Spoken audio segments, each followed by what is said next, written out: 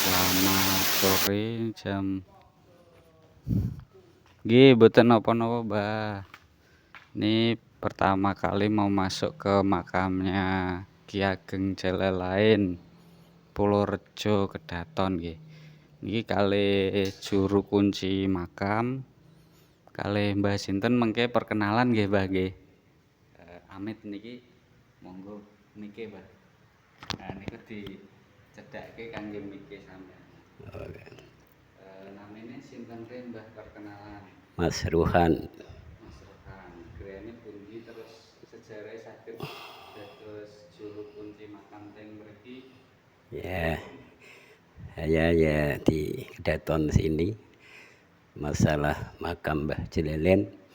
Mbah Jelelen itu anak turunan. Sampean riyen. Saged critane dados juru kunci makam mriki pripun? Oh ya, saya Mas Rukan dari Kedaton.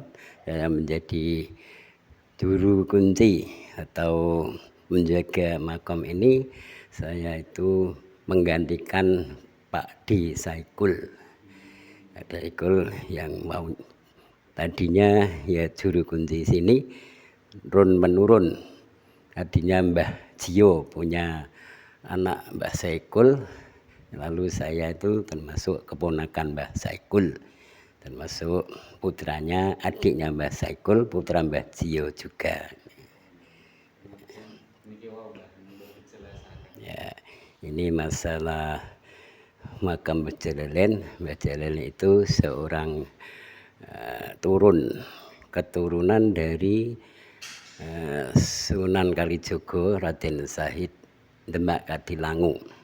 Ceritanya dulu daerah Kedaton sini akan dijadikan kerajaan oleh Raden Mas Aryo Damar, tapi orang tuanya yaitu Berwijoyo tidak mengizinkan kalau Raden Mas Aryo Damar akan mendirikan kerajaan di tempat ini.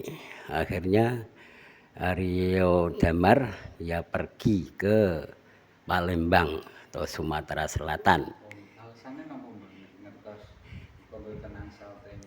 Ya, tidak diizinkan jadi kerajaan sini karena adiknya sudah menjadi raja di Demak, kedekatan dengan saudara.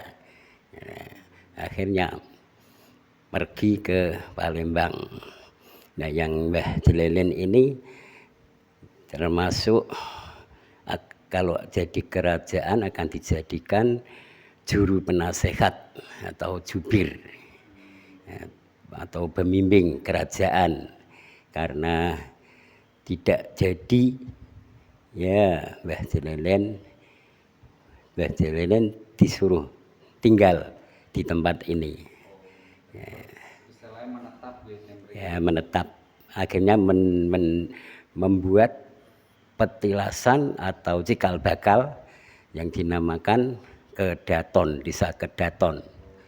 Karena keraton tidak jadi, dinamakan Keraton Wurung, akhirnya menjadikan desa Kedaton.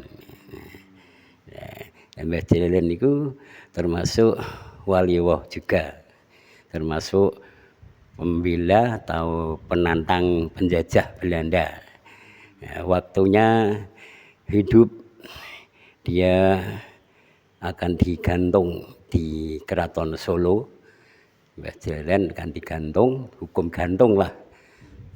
Pada waktu jam kerja, jam pagi, Mbah Jelelen bisa mendatangkan atau bisa mengeluarkan karomahnya, bisa mendatangkan petir yang sangat dahsyat dan mendatangkan puting beliung, hujan yang lebat, akhirnya menjadi banjir.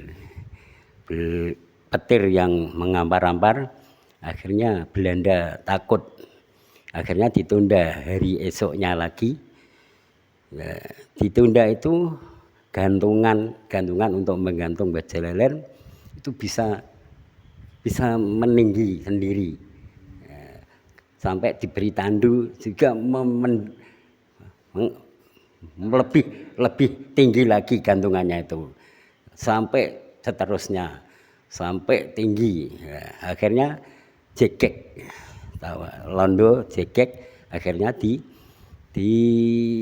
dipulangkan ke daerah Daton ini. Nah ini masalah Mbah Jalelen itu. Waktu teng Solo sempat digantung, dieksekusi napa mboten? Nah itu ada petir kan tidak jadi, tidak jadi karena petir kan menakutkan, ya, jedar-jedar dan angin terus hujan, akhirnya tempatnya itu banjir.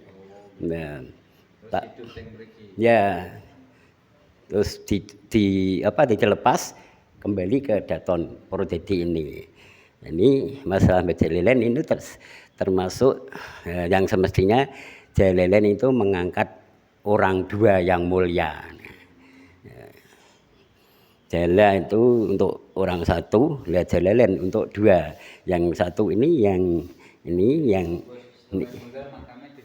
ya, ini namanya Sayyid Al-Amin. Sayyid Al-Amin sama istrinya. Ini istrinya Roro Suryah. Yang ini yang satu Sa'roni Fatah sama istrinya namanya Dewi Fatimah. Nah maka itu nama Jalelen itu mengangkat orang dua, Jalelen orang dua mulia, orang yang mulia. Tapi yang digantung dulu baru Mbah Jalelen yang Sayyid Alamin, yang sini belum. Nah kalau yang ini Ki Ageng Asrori. Ya, Ageng Asrori itu ini calon panglima kerajaan, calon panglima perang kerajaan. Kalau jadi keraton tadi ini panglima perang. Ini masih muda, belum punya istri. Engkang meninggal pertama sing pundi, Pak? Makam sing dimakamke teng mriki ingkang pertama. Ya Sayyid Alamin. Oh, urut saking mriki. Iya. Terus garwane, terus nika putrane. Nah yang kecil ini putra Juru Kunci Mbah Saikul. Juru Kunci Mbah Saikul. Juru Kunci Mbah Saikul ini ceritanya pada tahun 76 tanggal 19 Agustus di masa ketiga itu sesudah 17 Agustus 18 19 itu ada banjir yang besar. Nah, di Daton ini alhamdulillah makam sini tidak kebanjiran. Jadi tanahnya itu ada karomahnya bisa meninggi. Nah, maka dari itu Nur Solikin ini bisa dimakamkan di sini karena makam umum sana terlelap banjir yang tinggi daerah tanah ini. Ya. Adapun karomahnya itu banyak sekali diceritakan di daerah sini itu kalau dulu memegang manuk burung perkutut itu istilahnya didelok di pulut itu di atas di pohon kelihatan burung tapi sampai di bawah kelihatannya ular. Lalu ada orang yang mencari kodok itu semalam bisa berputar terus wilayah makomnya putar terus sampai pagi tidak bisa keluar. Terus lalu ya aneh-aneh. Lalu kalau ada orang yang tidur di sini tidak niatnya salah bisa dibuang di bawah bambu, pindah bambu. Lalu pernah lagi saya menjumpai sendiri orang cari cecak di pulut, cecak itu tidak bisa nempel di pulut. Terus orang mencari blekecot, itu baru 3 kilo sudah tidak bisa membawa. Katanya keberatan sudah. Gitu. Niki kalau nopo acara-acara teng sekitar makam mriki kapan, Mbak? Nopo setahun nopo? Ya setahun sekali bulan Suro, Asyura Muharram. Ya, mencari hari Kamis Wage. Teng nopo, Mbak, Kamis Wage? Nah, mungkin geblaknya. Nah, matinya dulu ya, Kamis Wage. Nah itu sudah dimulai Senin Selasa Rebu dipanggilkan orang-orang mengaji ya binadzar ya bil hoib.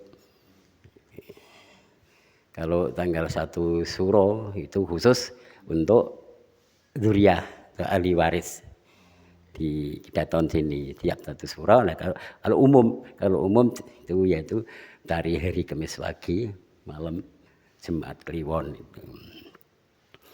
Enten malih sing pengen disampaikan, Mbak, seputar makam kegiatannya. Nah, kalau kegiatan ya malam Jumat Kliwon, Jemaah Paing pagi, Jemaah Pon 1 hari, terus setiap hari tiap malam, terus malam 1 pon. Pokoknya hari-hari itu tidak ada benggang, tidak ada selona untuk kegiatan semua.